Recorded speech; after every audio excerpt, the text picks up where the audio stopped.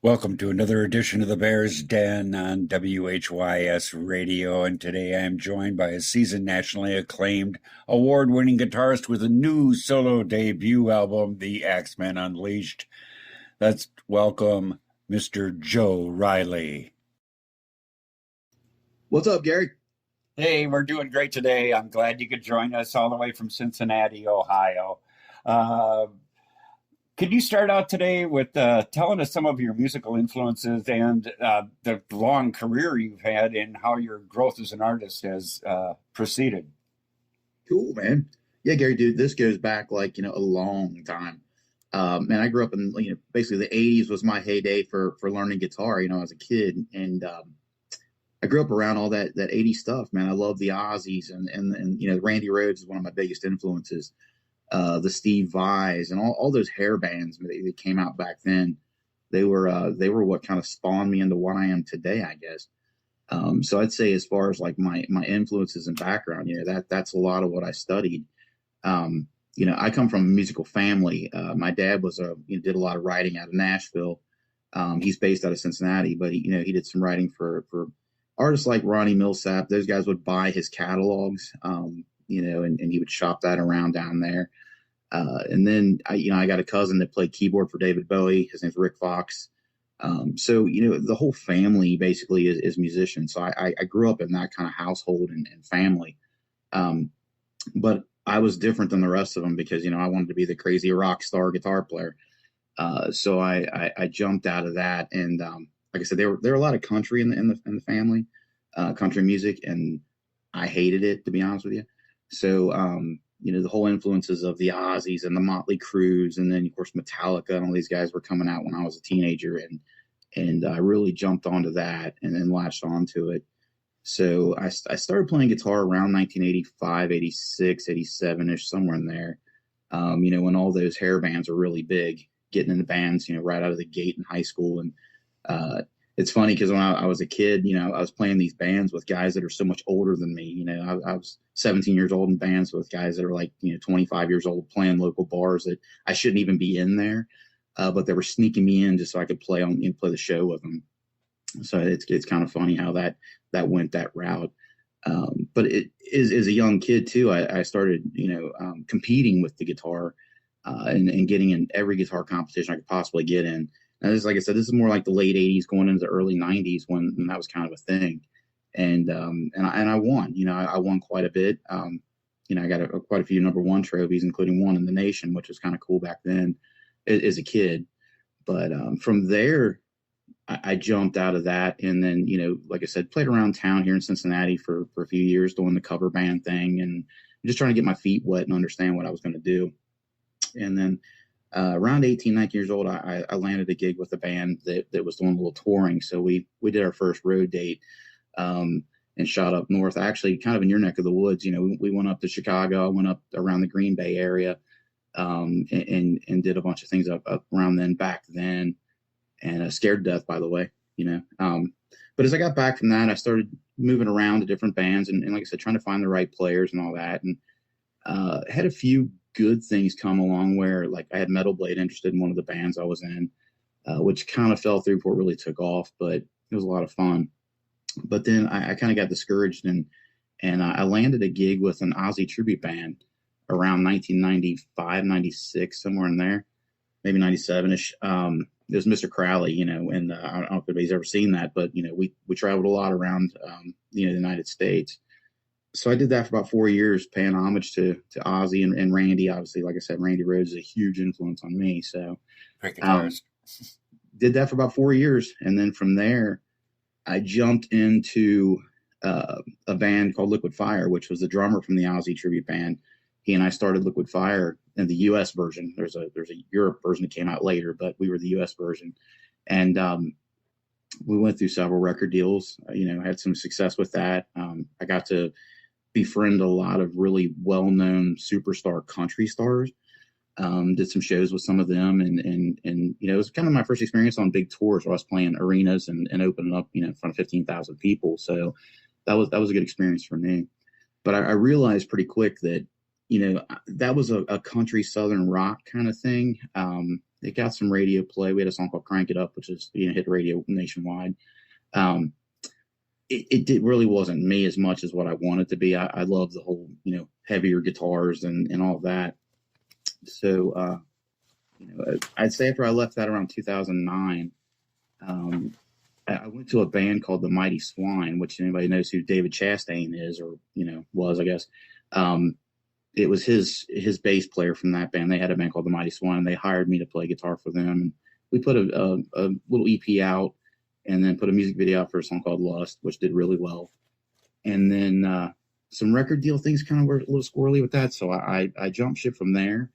And I got an offer from a guy named Adam Tucker. He was based out of Nashville. Now he's in Las Vegas. He's a big Las Vegas entertainer, today. But back then he was based out of Nashville, had a song on the country charts called Redneck Girl. And he invited me to be his touring guitar player. So I did that for roughly about 9 years. And we traveled everywhere, and anybody's seen Adam Tucker, which he's seen millions of people out there at these shows. I was on a lot of those dates with him. So once that kind of ran its course, I jumped out of that about 3.5-4 years ago and started a band called the Stitch Big Revival, which had Gary Jeffries from Asphalt Ballet. They were kind of big back in the early 90s. So we did that for, the bad thing about that was we released that CD literally the month that COVID hit. And so really we were against all odds on that one. Now it did well, it got a lot of overseas love from it, like radio and press over there. United States, it did fairly okay. We sold a few units over here, more, like I said, more units overseas than here. But once that kind of, with the COVID hitting, it didn't give it a chance, and the band was a little discouraged on that. So I opted to say, you know what, I'm going to go ahead and put this solo album out, and here we are talking about, what I'm doing today. So that's my long list of kind of a history, a abridged version of the history of what I've done musically. Okay, that sounds like a pretty extensive background that you have. And we're going to talk about the new album right after a break here. Sounds good.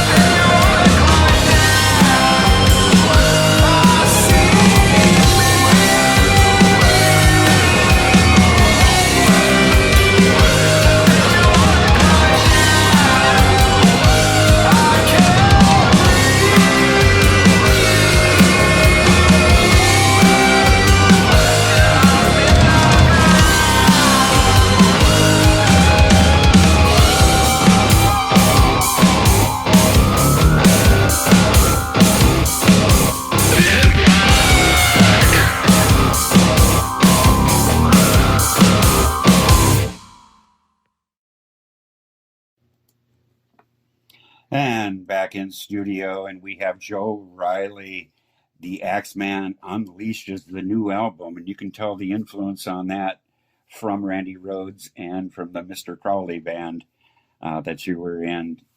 What actually inspired you to make this album, and who was the personnel involved in this album? All right. Gary, brother, like I said, doing this so long over the years, I built a home studio. So every time I would be off the road or whatnot, I'd throw down a bunch of demos, and I've probably got 1,000 song ideas just on the recordings that I have here at the studio. And so, after the discouragement of the Stitch Pig revival thing, I just felt that I needed to put out something that was me, that had my name and not be a hired gun or a side guy or whatnot. And I had a lot of friends telling me, "Hey, maybe you should do a solo album." I've never fronted a band as such where I was the singer and the guitar player. I've always been that guitar player. So not that I haven't sang lead on certain things live over the years, but I've never been like the front guy. So little encouragement here and there. It caused me to want to go ahead and do this record. And then I tell you what really kicked it off was I put on social media. It was last year. I just kind of put on there, to friends, and didn't really expect much out of it, but that I was going to do a solo record. And believe it or not, my inbox and messages just exploded. I had, anywhere from local musician friends to major superstars just reaching out to me that, I was a friend or a fan of. And I didn't realize they were paying attention to what I've been doing all these years. So I had people reaching out to me saying, "Hey, man, I'd like to be a part of that with you. Or if I can help you, let me know."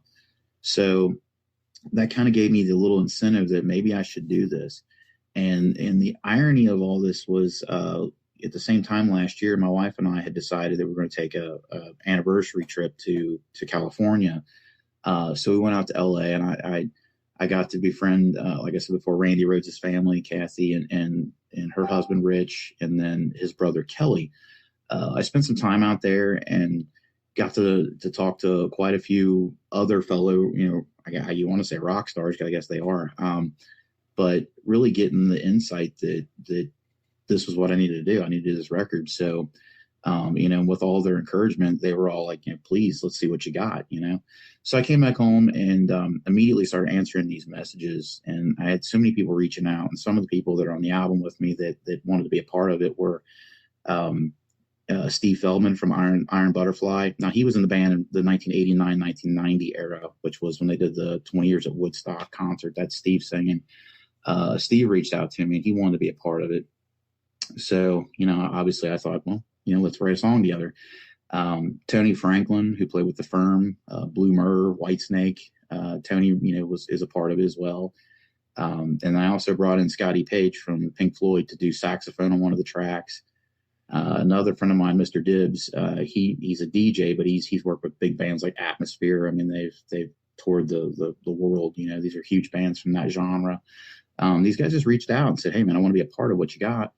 So I welcomed them on board, and that's the rest is history, as you say. So that's kind of what happened with the personnel there. I also had a few guys step in too, like Jake Hill was the keyboard player that I toured with the Adam Tucker band we talked about in the last segment. And Jake is a world-renowned keyboard player. He's on the album with me and on a few songs too. So it was just my chance to really bring in some people that I'm a fan of, that kind of gave me the mutual fan back, and we're really paying attention to what I've been doing for the last, 30 years. So it's humbling at best. So Sounds really intense. A lot of people that are really talented all came together for you on this album. It was awesome, man. I can't explain how humbling it is and how much appreciation that I have towards every one of them for helping me on this. Yeah, let's play another song from that album. This one's called "I Own the Crossroads," and it does feature Scotty Page on sax, who was from Pink Floyd, but he also did gigs with Toto and Supertramp as well. So let's take a listen to that. Sounds good.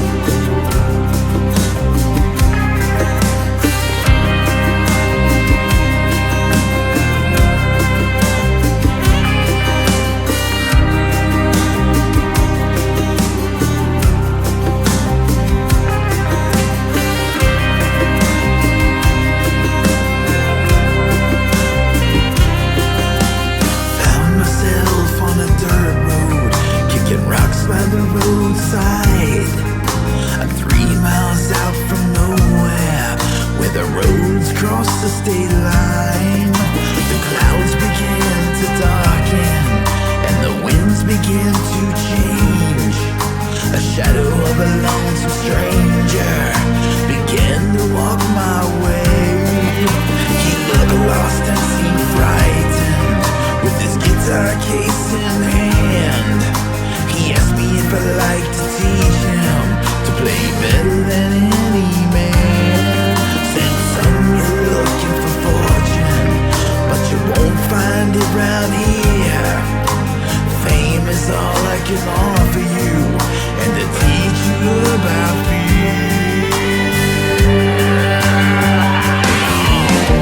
'Cause I own the crossroads. I could give you everything you need. Just give me your soul, and I'll be on my way. This darkness will haunt you forever, till we meet again. 'Cause I own the crossroads, and I own you.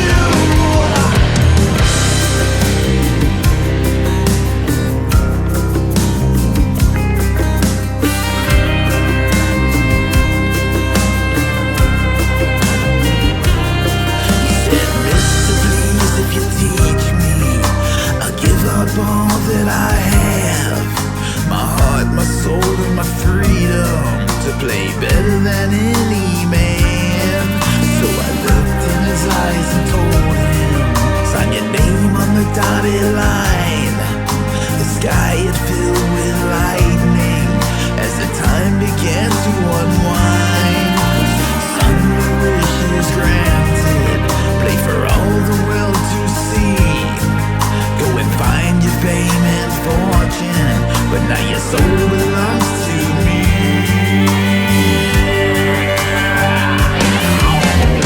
'Cause I own the crossroads. I can give you everything you need. Just give me your soul, and I'll be on my way. This darkness will haunt you forever, till we meet again. 'Cause I own the crossroads, and I own you. I own the crossroads. I can give you everything you need. Just give me your soul, and I'll be on my way. This darkness will haunt you forever, till we meet again. I own the crossroads, and I own you.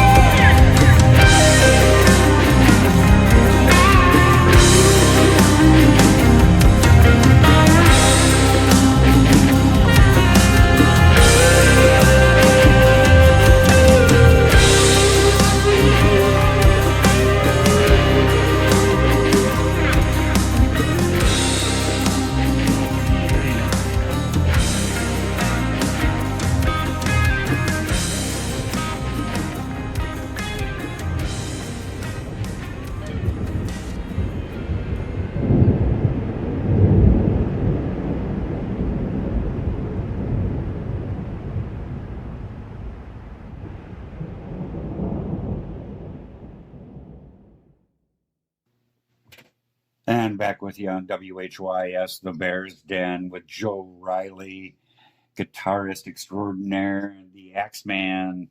And you want to tell us a little bit more about some of the singles that you've released? Cool, man. Cool. Yeah, the biggest one right now is Face Down. It seems like that's what radio's grabbing the most. All of the reviews and write-ups I'm getting to, it seems like they've gravitated towards Face Down. And that song was written years ago, and funny part about that is the drummer, Greg Sloan, who was in the band with me now and played on the record. He and I wrote that song literally a decade ago, and we only demoed it out. And then when I started putting the tracks together for the album, my thought was, that's such a great song that we never did anything with it. Let's pull it back out and rework it and kind of make it today. And then, funny story that happened with that is, I teach guitar lessons too, and been doing that for many years here in my private studio. And I've got a student that was with me since he was a kid. He's been with me 17 years, and I've always let him like add little things here and there to some of the recordings I've done. And when I did the Face Down track, I had the talk box on there, and he just begged me, "Hey man, can I do the talk box? Can I do it?" So I thought, you know what, I'm going to put him on it. Well, then I put him on it, and then I realized that he was learning the songs better than I was playing them. So he came to me and I actually just asked him, like, "Hey, would you want to play rhythm in the band with me? You're that good now." Like I said, he's been with me half his life. So it worked out, and his name's Justin Sims, and he's on the album with me on Face Down, but he's also in the touring band. So when I'm out there on the road, he'll be standing next to me playing rhythm guitar. So pretty exciting on that. Yeah, it's like a lifelong friend, not just a student at that point. Yeah, man. I feel like I raised him. It's kind of weird as a student. He's always kind of been my little prodigy, and honestly, he blows me away with some of the stuff he's playing now. So very cool. So we'll go ahead and spin that tune Face Down that's gaining so much steam on national and international play. Sounds great.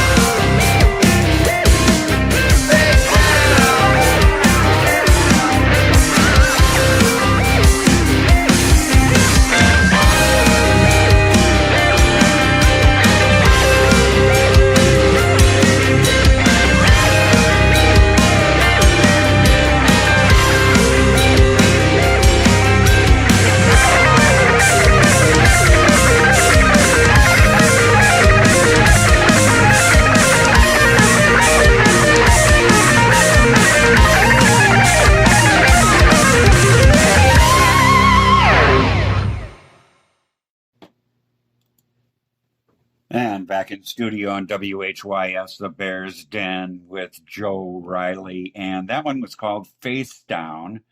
And Joe, you want to go ahead and tell us your plans for your next step in your touring band? Absolutely, man. Absolutely. So, guess I'll start with a touring band. Kind of get that out of the way. Who I'm using on tour with me this year is I've got Greg Sloan, who did play drums on the album. He's been a long time friend. We've known each other literally for 25 years. He used to be in the band called Moth. They were on Virgin. I don't know if we had caught those guys back in the day, but he's got pretty good creds too. Exceptional drummer. So I have him behind me. I've got Davey Blade, or Dave Pikovich, however you want to call him. He was with Nitro, Michelangelo Badio. He was in that band for a while back in the 90s. I've got him on bass. I've got my rhythm guitar player, actually is a longtime student, like I said in the last segment, Justin Sims. He's playing rhythm with me. And then I've got an exceptional keyboard player out of Cincinnati named Ty Holiday. She is phenomenal musician all the way around. So that's the touring band. The goals we have is just to take the band out, start performing live, and building the fan base out there. You know, what we're not able to catch with radio, start hitting these venues across the nation and hopefully overseas at some point soon, and really push the album and build that fan base up. So yeah, well, what are some of the promos that have been done so far? Man, what's really cool is, you know, me putting out all the lines about the album. You know, I got some guitar magazines behind me. I've got Guitar World did a full page on me back in July issue, which was obviously, to my unawareness, it was a Randy Rhoads commemorative issue, which was just awesome for me being a Randy Rhoads fan. So they gave me a full page in that. I've got more in the works with them. They're doing CD reviews right now, and then eventually will be an article, I'm hoping, before the end of the year. Guitar Player is up for, they've got some information going on me right now for an article. Just recently, this past week, I got it in the mail. Horror Hound Magazine, which is like the biggest horror convention, you know, in the East Coast, basically. They've got a magazine that's worldwide. They dropped the full page in there for me. For some promo. So I've got that going. They're also doing a CD review and then an article on me for the next issue. Power Play magazine over in the UK, they are doing some stuff with me right now. So that should come out, I'm thinking, next month or the month after. They've got a full page in there plus a CD review. I think they gave the CD a 8 or 9 out of 10 on the review. And then there's like comic books coming out with ad space in them and all these things. And these are things that these are friends and they're family to me at this point, you know, but they're fans that have followed my career and they just want to help out and really get this thing pushed as far as we can go with it. So, but all that's available too. If you go to my website, it's joerileymusic.com. It's RILEY. That has a store on there as well where you can order like the guitar magazines and all these things with the promos in them. I try to make all that available with my label here. And I'll sign anything. If all I do is put a request in, hey, can I get this personalized? And I'll be glad to sign anything there. But anything to get it out there. As far as the CD and stuff right now, it's available on 112 different platforms for download worldwide. So you can pretty much go anywhere and just type in Joe Riley, the Axeman Unleashed, and that thing should pop up. And you can download it, or you can go to the website and get it there. So, but like Spotify, Amazon, all that, it's all on there. So, how do they get a hard copy CD? The hard copies, you can get them through the website. They're available there, like I said, and I will personalize those if anybody wants that. I try to take one day a week to sit down for a few hours and do personalizing things for people to send out. As far as every show, I'll make sure I have at least 500 copies with me at every show. So when I'm out on the road, I've got some distribution throughout the United States and more mom and pop CD and record stores. I would suggest if anybody needs one and they in their area and they can't find one, go to the store and request it. And then they can contact the distribution that I have here with the record label. Cause it's one of those things, you know, I don't know where every record store is at in the United States, and neither does the label that I have helped me here. So, you know, we're trying to find those places right now. As far as the major distribution like Walmart and all of those, they're just requesting some package deals that are a little bit out of the, you know, my comprehension right now. So I'd rather stick to the mom and pop stores, honestly, and give them the support as well. Treat this kind of a grassroots thing, but if they want it, they can go on joerileymusic.com, get it directly from me, and I will personalize it. Just like I said, throw a note in there when you buy it, and I'll make sure that you get something directly from me. Sounds great. There's also, let's talk about the character on the album. Okay. Yeah, it's funny because the album cover art was done by Claudio Bergamin. Claudio is world renowned. He did Judas Priest's last album cover, the Firepower cover. He painted that. He also does all of Richie Faulkner, which is a guitar player from Judas Priest. He does all of his album art. So I enlisted Claudio to help me come up with an album cover for the new one, and he put together that. I gave him some ideas and said, hey, I want to do something like an old horror film kind of thing, maybe a vampire themed or something, just something that has something to do with the stuff that I love, that, as far as comic books and things like that. So he put together that album cover. So then when he sent it back to me, I got to think, it'd be kind of cool to put this guy, give him a name, and actually make it into something, which we are at this point developing a comic book for this album. So I put it out there for some fans and said, hey, if anybody's got any ideas for some names, throw them at me. And whoever, I pick, I'll actually give you a free CD and all this, a little package deal. So I had about literally 1,000 people submit. And one of the names that kind of stuck with me, that somebody mentioned the word Diablo, and the guitar that I'm holding in the Guitar World book is a swirl guitar. And that's actually what its name is. If you look it up online, it's a Ibanez Diablo swirl. So that name kind of stuck with me. So I thought, well, okay, I'll use that. And then my father passed away 7 years ago. With him being the music background that he had, I decided his stage name was Dusty. So I basically just used that, and the character's name is Dusty El Diablo. So with development of that, I enlisted some former Kenner employees, which, they worked on the Star Wars line and all that, all these old, toys from the past. Since I'm here in Cincinnati, a lot of those guys are local. And I enlisted them, and they're actually coming up, or they've created an action figure for this that I will be releasing. It'll be available on the website, and hopefully it takes off enough that I can enlist somebody, a bigger company to produce them for me. But I know right now I'm scheduled to have about 100 of those on hand, pretty much before Christmas, sometime this year. Well, that's something you don't always hear about, is its own superhero of sorts. Yeah, definitely. I'm blown away by it. Trust me. Let's play another song from the album. And I also want to say goodbye to you and thank you so much for taking time out to do this interview today. Anytime, Gary, anytime. So let's go into the single Lies. And can you tell us more about that song? Yeah. The Lies tune, that was the first song that when Steve Feldman from Iron Butterfly, when he got in touch with me, he actually came here to Cincinnati from LA, and he spent a couple weeks with me here at my studio, and we started writing, and that was the song that it came out the best, of what we wrote together. And so Steve's actually singing the verses on the Lies song, and of course I'm singing the choruses and all that. While we were recording it, Tony, I had talked to Tony Franklin, which anybody knows Tony Franklin's name. He played with The Firm, Blue Murder, Whitesnake, Lou Gramm. He's Jimmy Page. He toured with David Gilmour. So all these heroes of mine, Tony is just right up there with them. So Tony jumped on board and said, hey, I'll play bass on it, and so it's got myself and then Steve singing, and like he does the verses, and then Tony's playing bass, and then Greg Sloan, my drummer, is actually on drums on that thing. Everything else is me. All the other instruments on the song are me.